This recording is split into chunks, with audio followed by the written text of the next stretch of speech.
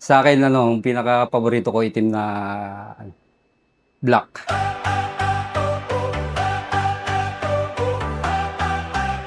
Roberto M. Arnesto Jr. Isa akong pintor. Auto painter. Bali, yung pag-iisang pintor, yung finished product yun yung pinaka na-enjoy ko.